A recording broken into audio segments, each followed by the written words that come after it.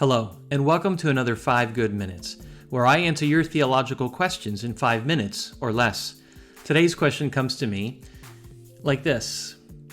Did Saul of Tarsus have his name changed to the Apostle Paul?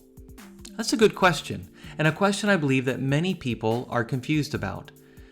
For we know this historic figure in the Bible, this monumental figure of the Apostle Paul, and we knew that he had a name, was also called Saul as well.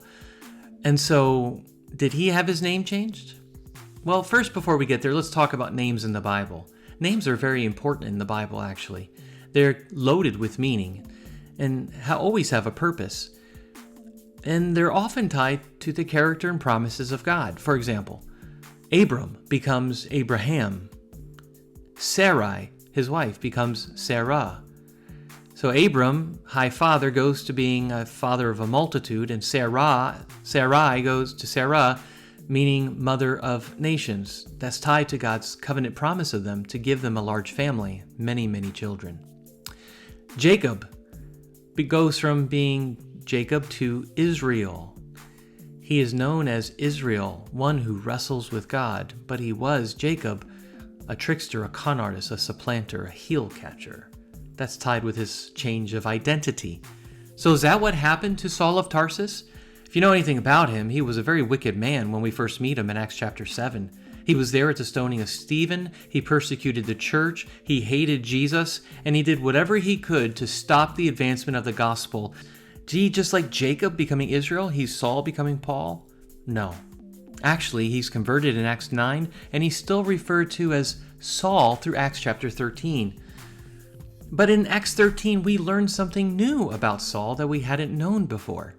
In Acts chapter 13:9, we're told that Saul was also called Paul. He never lost the name Saul. He was always Saul, and he was always Paul. He didn't have his name changed. He had two names.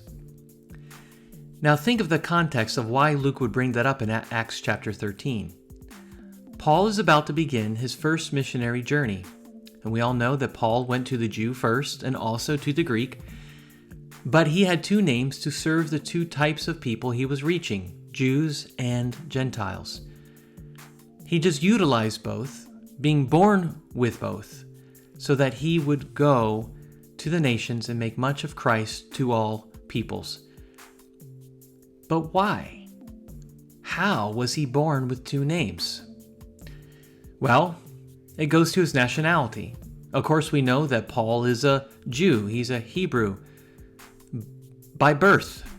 But he's also, amazingly, a Roman citizen by birth.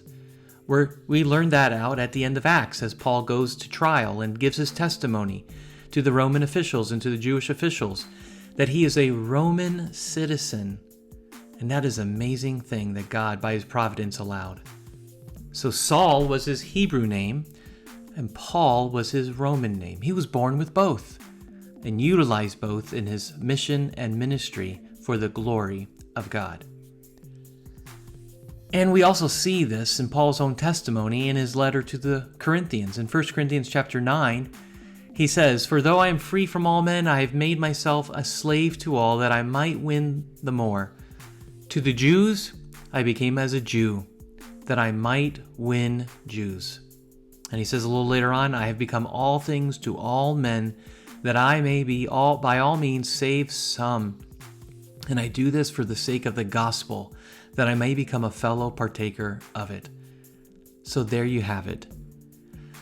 Saul was not renamed Paul. Luke just started to use Paul because he was a missionary to the Gentiles and going into Gentile territory into Acts at the end of Acts. But he's also always had two names. So as great as it would be to fantasize that God changed a terrorist who wanted to kill Christians into someone else, that happened in his heart, but not in his name. And this has been another 5 Good Minutes.